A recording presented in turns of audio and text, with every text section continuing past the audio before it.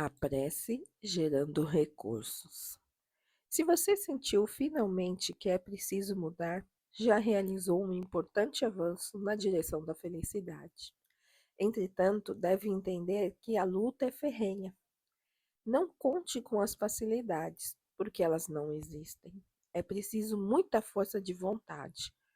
Quando nos propomos finalmente a construção do bem verdadeiro, enfrentamos uma maratona de obstáculos. O primeiro, e talvez o maior de todos, reside em nós mesmos.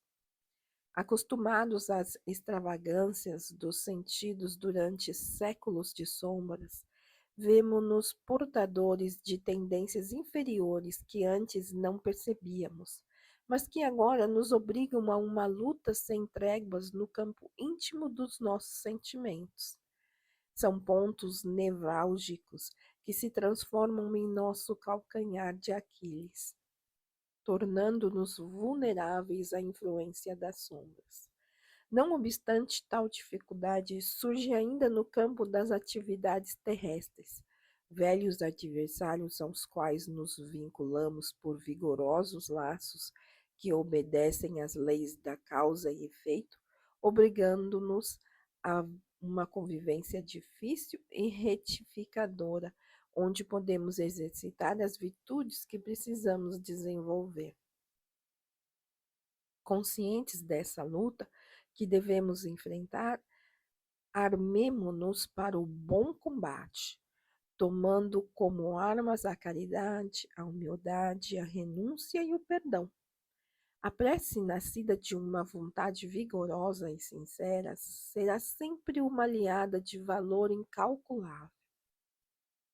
Certa vez, em nossa residência, minha esposa atendeu a um telefonema estranho. Era de um hospital psiquiátrico. Estava nos avisando que uma determinada paciente ali internada estava de alta há mais de 3 dias. O interessante é que nós não conhecíamos ninguém que tivesse internado, muito menos com o nome que constava da alta. Mesmo assim, minha esposa pediu o endereço da paciente. Se fosse próximo da nossa residência, iríamos informar os parentes.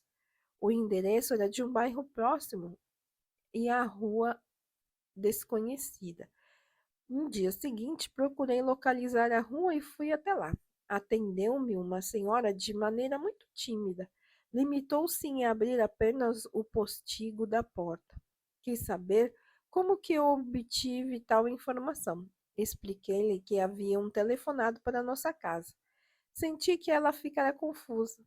Então, despedi-me e disse-lhe que retornaria no dia seguinte para inteirar-me dos fatos. No dia seguinte, retornei. Desta vez, fez-me entrar. Conheci a moça que estava internada. Foi ela quem começou a falar. Eu não sei de onde a recepcionista do hospital tirou seu telefone. Só sei que eu estava desesperada querendo voltar para casa e não tinha como avisar minha mãe. Ela só iria saber da minha alta no dia da visita, depois de 5 dias. Então chorei muito e comecei a rezar, pedindo a Deus uma forma de avisá-la de que eu estava com alta. Acho que Deus ouviu minhas preces. Enquanto ela falava, observei que havia 3 malas grandes prontas para uma viagem. Então perguntei: vocês vão viajar?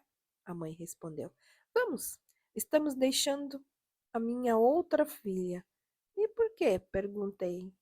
A filha respondeu: eu estava internada por causa dela. Ela transformou a nossa vida em um inferno. Chegou até a ameaçar-nos com uma faca, largou o emprego e agora vive para nos infernizar. A mãe acrescentou: é muito inteligente. Tinha um emprego muito bom, ganhava bem, era gerente de uma loja grande, agora só sabe gastar. O pouco que ganho da pensão do meu marido falecido mal dá para as nossas despesas. Enquanto ouvia as duas atentamente, senti um amigo espiritual se aproximar e dizer-me que elas não deveriam partir e que deveríamos ajudá-las. Encorajado pelo apoio recebido, orientei com firmeza. Vocês não podem abandoná-la. Este é o momento oportuno para vocês ajudarem-na. Não foi à toa que vim parar aqui. Algum amigo espiritual usou o telefone para nos aproximar. Aconselhou-as a que desfaçam as vossas malas e hoje mesmo à noite dirijam-se ao centro espírita onde trabalho. Vamos confiar na providência divina. Diante das circunstâncias, aceitaram o convite. À noite, fizeram-se presentes durante os trabalhos de obsessão.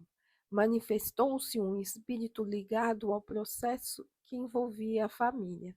Estava calmo, já havia sido orientado espiritualmente, chorou muito, acabara de emergir da ignorância em que se encontrava. Pediu perdão e se retirou. Conversando com a mãe e a irmã, orientei-as, dizendo que agora faltava elas se perdoarem mutuamente e que deveriam continuar frequentando os trabalhos e exercitando as mentalizações de reconciliação. Depois disso, em pouco tempo, tudo se transformou naquela casa. A moça recuperou o emprego e se transformou no arrimo econômico do lar. Todos os benefícios que essa família recebeu nasceram de uma prece vigorosa e sincera, realizada com fé e em momento de dificuldade. Consequentemente, vimos mais uma vez a força do perdão, alterando destinos e transformando a dor e o sofrimento em alegria, amor e paz.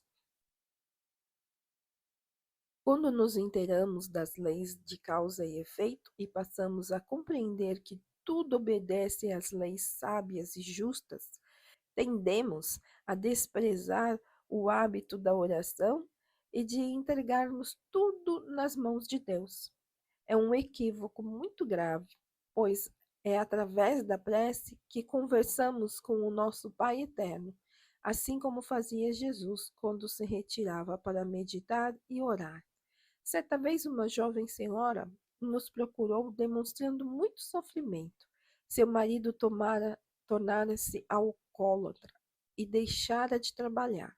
O único recurso que ela dispunha para continuar se sustentando e a família e ao marido era um quarto e uma cozinha que ela possuía nos fundos da casa e que podia alugar, mas faltavam os acabamentos para poder fazê-lo. Na época, o centro dispunha de alguns recursos. Depois de verificarmos a veracidade dos fatos relatados, resolvemos ajudá-lo. Assim o fizemos. Depois de alguns meses, alugou quarto e cozinha e começou a trabalhar em casa como manicure. Seu esposo logo em seguida desencarnou. Em pouco tempo, sua vida normalizou-se. Com o coração cheio de gratidão, começou a participar das reuniões no centro. Certa ocasião, em uma reunião de confraternização dos trabalhadores, ela agradeceu a todos e deu-se de perdão. Certa ocasião, em uma reunião de confraternização dos trabalhadores, ela agradeceu a todos e deu um depoimento interessante. Antes de eu vir a esta casa, estava vivendo uma situação muito aflitiva. Cheguei a sair para as ruas desorientada, sem saber para onde ir. Meu marido estava entregue à bebida e já não raciocinava direito. Minha filha estava sem roupas e quase sem alimento. Era uma das noites em que o meu sofrimento era maior que as minhas forças e a ideia do suicídio povoava minha mente com pensamentos terríveis.